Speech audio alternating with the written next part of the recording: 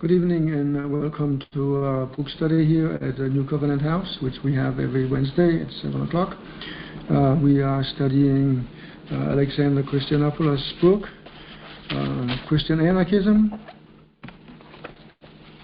Looks like this. And he wrote it as his doctoral thesis, and the purpose was to consolidate all the Christian anarchist writers' thoughts in one place. And that is hugely helpful, at least to me. So we are now in chapter 4, which is the second part of the book. We have already gone through a few things here in this section that was talks about the response to the state. And one of them is the obedience or disobedience to the state. We like to turn that around and say, and not focus on the disobedience to the state, but on the obedience to God. Because that's really what it's all about. And then we have also talked about taxes. Jesus says, you might as well pay the taxes because there's no escaping it. You have to pay it. And it doesn't really matter what you do, you'll still have to pay it anyway. So you might as well. And the conventional wisdom is that we are supposed to obey the state, but the Christian anarchists writers kind of change that around a little bit, and they call it a subversive submission, meaning that we cannot distance us from the state, so we reluctantly do what it says when we have to, and only really oppose it when the demands of the state are directly opposing God's will, which we'll see. We already talked about some of it, as far as taxes and military service is supposed to, what we're supposed to do in those instances. So there are still a few things we haven't touched on yet, and those we're going to talk about tonight, and those are some disregarding some other organs of the state. So they're giving us some examples of that. And the first one is that we cannot hold office in the state, because then we effectively become rulers. And that is just contrary to the teachings of Christ. We are servants, not rulers. And the idea that we can somehow join this state and reform it is just not feasible. We cannot do that. We will get what will happen most likely is that we will be contaminated ourselves and corrupt ourselves instead of the other way around. And the idea, so yeah, can you, as an elected official, a ruler, can you then repent and become a Christian? Well, the answer is that you can't, because once you become a Christian, then you are not a king anymore, you're not a ruler anymore, you've joined the priesthood, really. And then there's the question of voting. Should you go and vote? They're saying that when you vote, you become morally responsible for the outcome of the election. So in other words, you have 451 votes for a proposal and 49 against. The 51 rule over the 49. And as a matter of fact, in the church where I was a deacon, it was said that even when I voted against the decision that was eventually adopted, I could not then go out and oppose that measure, I had to go out and support it. Well, I wasn't going to support it, but I could keep silent. But that's what they wanted me to do. They wanted me to support the whatever it was that we had voted on, in essentially excluding me from my position there. So I would have to implicitly approve whatever they had decided against me. And yeah, so that's the whole procedure of the voting is corrupt, and it's denial of the teaching of Jesus. So we're not supposed to be voting. We can vote indirectly without speaking to people around us, our neighbors, can speak with them and kind of convince them that the ways of Jesus is better than any politician they could possibly come up with. And we've already talked about taxes, and so most of the writers say that we should not pay the taxes because they fuel the state's unchristian machinery, and they do. Some others say that we should not pay taxes willingly, but reluctantly. I don't know if it makes a difference if you pay it willingly or reluctantly. You still have to pay it, and you're not really going to make any statement that will make a difference to anybody.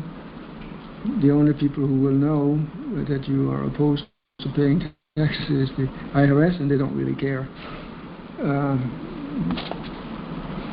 You can say that taxes, when you pay federal income taxes, you participate in supporting the war machine. Some of your taxes go to producing bombs and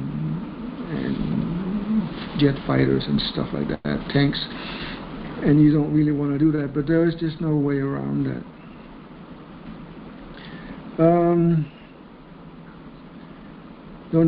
There's a little bit of paragraph about Tolstoy. He talks about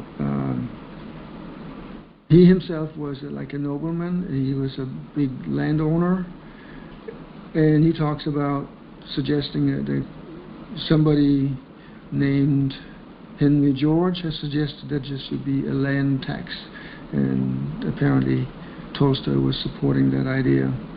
So, but I don't really know for sure. Some writers have written about Tolstoy. One is called Maud. I'm not sure who she is or who he is, but anyway, so other people have gone into this, trying to discern what Tolstoy really meant about taxes. But it has kind of like muddied the waters a little bit about what his view really is. And then there's the big one, conscription to war.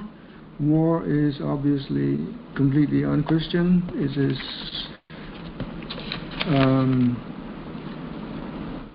totally opposed to the command to love one another. And that should be opposed. Some countries, some states have laws that allow you to be a conscientious objector. You can opt out of going to military service, and then you should do that. But if that's not an option, then you need to register your opposition to it. And Tolstoy also, he was writing in a time where there was no escape from military service, and he himself was actually an officer in the Russian army.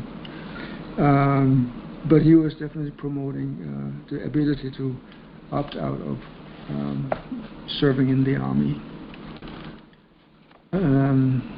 I wanted to highlight maybe the Hutterites. I had heard that Hutterites were not a recognized religious group, were not included in the group that could be objectors based on their religion, although they had been pacifists since the 16th or 17th century.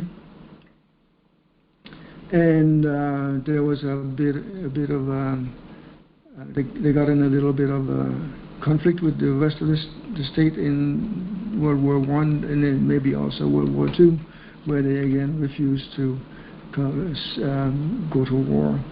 I had heard that some had been sent to war anyway, and they immediately died because they didn't defend themselves, but I have not been able to confirm that anyway, even though I tried. But anyway, there were, in World War I, some Hutterites were imprisoned for refusing to go to war. And Ottawa, this is in Canada, had at some point revoked their conscientious objection status.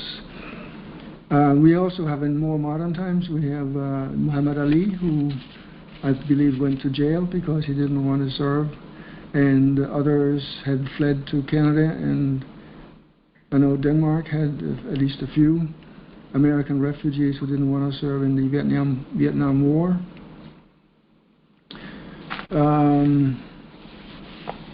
But they were probably not Christian. They were objecting for other reasons, probably.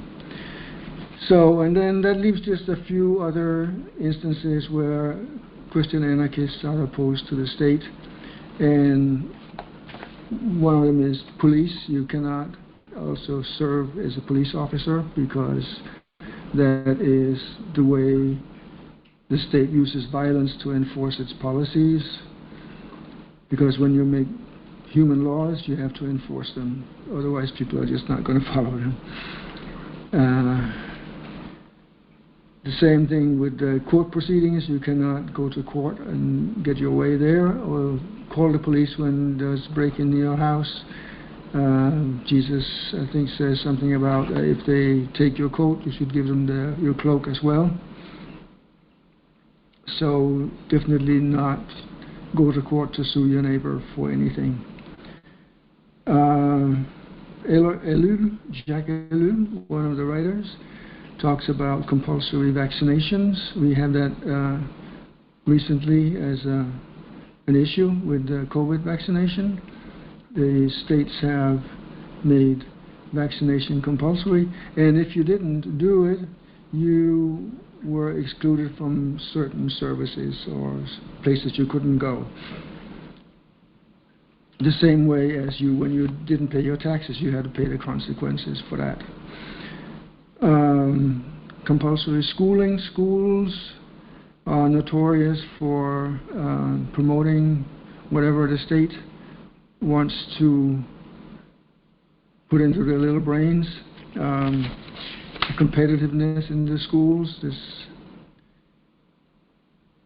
that we don't really need, and that you're not allowed to pray in schools and all those kind of things. So schools are, by most of the Christian anarchist writers, considered to be opposed to the teachings of Christ. So if you can, then do not send your children to school. And for example, the Bruderhofs have their own schools, the Amish have their own schools. Not that these people are actually anarchists, but they obey the teachings of Christ in that way. So, all in all, it's best to disregard the state as best as you can, and not getting involved in it because that might contaminate you. It's risky business to do that, says Eller.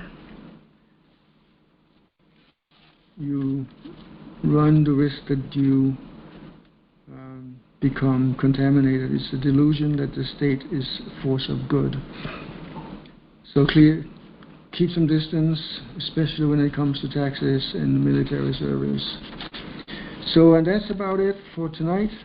There's only one more point we're going to do in this chapter, which is what exactly are we going to be doing about how are we going to implement this new Jerusalem